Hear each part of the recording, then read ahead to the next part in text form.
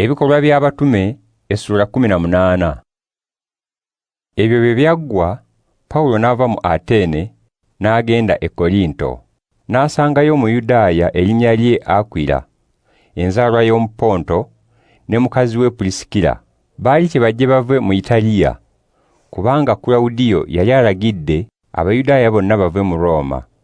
Pawulo n'agenda gye bali, n'abeera nabo, era n'akola nabo, kubanga bonna baalina omulimu gwe gumu ogw'okukola eweema. Buli Sabbaato Pawulo n'awanyisaganyizanga ebirowoozo mu kkuŋŋaaniro, ng'agezaako okukkirizisa Abayudaaya n'Abayonaani.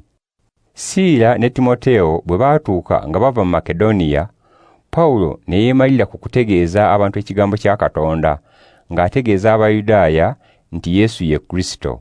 Bwe baamukaayanya era ne bamuvuma, n'akunkumula engoye ze, n'abagamba nti, bwe mulizikirira musango gwammwe, nze siriiko musango, okuva kati nja kugenda eri ab'amawanga amalala. N'avaayo n'alaga mu nnyumba y'omuntu erinnya lye Tito, assaamu Katonda ekitiibwa. Ennyumba ye yali eriraanye ekkuŋŋaaniro. Krisipo omukulu w'ekkuŋŋaaniro n'ab'omu nnyumba ye bonna ne bakkiriza Mukama. Era ab'e Kolinto bangi abaawulira ne bakkiriza ne babatizibwa. Awo Mukama n'alabikira Pawulo ekiro, n'amugamba nti, totya, weeyongera okwogera, tosirika, nze ndi wamu naawe. Tewali ajja kukola kabi, kubanga nina abantu bangi mu kibuga muno. Awo Pawulo n'amalayo mwaka mulamba n'ekitundu ng'ayigiriza abantu ekigambo kya Katonda.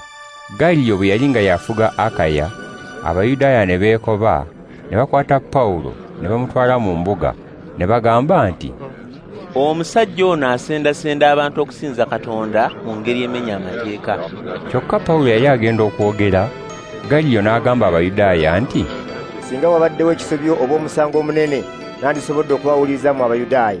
Naye obanga ebyebuuzibwa bifa ku bigambo ne ku mannya ne ku mateeka gammwe, mwe mubikoleko, nze sijja kubiyingiramu. N'abagoba awasalirwa emisango. Awo bonna ne bakwata Sositene, omukulu w'ekkuŋŋaaniro, ne bamukubira awasalirwa emisango, era Galiyo n'atafaayo. Pawulo n'amala ennaku nnyingi mu Kolinto. Oluvannyuma n'asiibula ab'oluganda, n'asaabala ne Pulisikira ne Akwila ne bagenda e Siriya. Bwe yali mu Kenkereya n'amwaka enviiri ze, nga bwe yali yeeyamye. Bwe baatuuka mu Efeso, bo n'abalekayo, ye n'ayingira mu kkuŋŋaaniro, n'akubaganya ebirowoozo n'Abayudaaya. Bwe baamusaba ayongere okubeera nabo, n'atakkiriza. N'abasiibula, n'abagamba nti, Katonda bw'alyagala ndikomawo gye muli. N'asaabala n'ava mu Efeso. Bwe yatuuka e Kayisaliya, n'ayambuka n'alamusa ekibiina ky'abakkiriza Kristo, n'alyoka aserengeta mu Antiyokiya. Bwe yamalayo akabanga, n'avaayo n'agenda ng'ayita mu Galatiya ne mu Fuligiya, ng'anyweza abakkiriza bonna. Awo Omuyudaaya erinnya lye Apolo, enzaalwa y'omu Alekisanderiya, n'ajja mu Efeso. Yali mwogezi mulungi, era ng'amanyi nnyo ebyawandiikibwa. Yali ayigiriziddwa ekkubo lya Mukama, era yeewangayo nnyo okwogera n'okuyigiriza obulungi ebifa ku Yesu, wabula ng'amanyi kubatiza kwa Yowaani ne kwokka.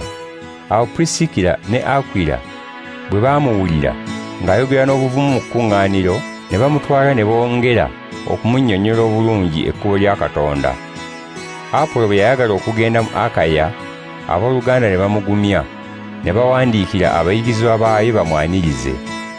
Bwe yatuukayo, n'ayamba nnyo abo Katonda be yakwatirwa ekisa, ne bafuna okukkiriza, kubanga yawakanyanga nnyo Abayudaaya n'abasingira mu maaso g'abantu, ng'ajuliza mu byawandiikibwa okukakasa nti Yesu ye Kristo.